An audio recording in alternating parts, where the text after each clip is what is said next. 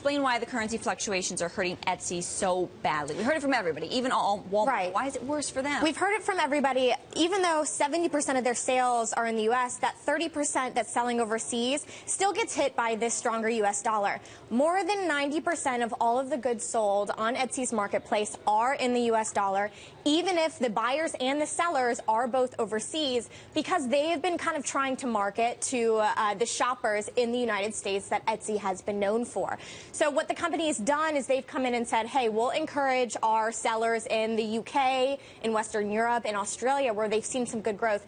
We're going to now try to push them to sell in their local currencies, A, in hopes of kind of curbing some of these U.S. dollar concerns, and B, to kind of try to grow the shopper market there. Is this a rude awakening for the IPO market? It's potentially a rude awakening. Etsy's IPO, their debut, 80%, the stock was up the day of their debut. It was almost this kind of, success story in a first quarter of the year that was the slowest for U.S. IPOs since the financial crisis. So people are really watching this saying, look, if they can be successful, this will be great. Today, shares have fallen down below that $16 IPO price. Right now, they're trading off about 22% before I stepped here on set. So it is a bit of a rude awakening of some of the troubles that these closely held companies are trying to avoid by staying private longer.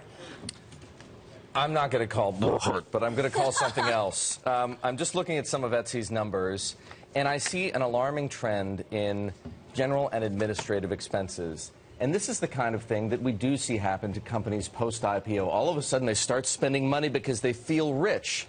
Etsy's general and administrative expenses as a percentage of revenue are up to 35%. 25%? From 22% a year ago.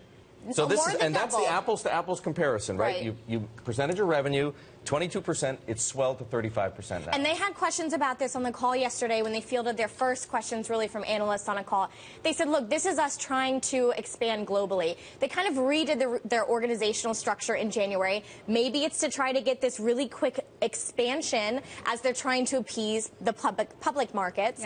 And, that is one thing that investors are really paying attention to. The other is the expanding marketing costs. Those are up about more than 40% in year over year in the first quarter. That, too, a lot of questions on return on investment. How are your new marketing campaigns actually paying off? Are you actually gaining new customers? Do you acquire customers? Right. How quickly are you acquiring customers? And is it worth it in the end to spend all of these IPO funds on A, expanding globally, and B, spending overhead, more yes. on overhead? Lots of questions for Etsy. We always draw the distinction between the heyday of 2000, the dot-com bubble. Then what's different today? We always say the difference is that tech companies are actually making money. Etsy's not. It's still in the red. Etsy's not, and that is going to be kind of the bottom line here. Investors initially are looking for that sales growth, but if they can't kind of scale back on those expenses or boost that top line so much that it makes it worth it and they start to turn a profit here, then that's where some of these public market investors, which as we've seen can be a bit more fickle, might have some concern.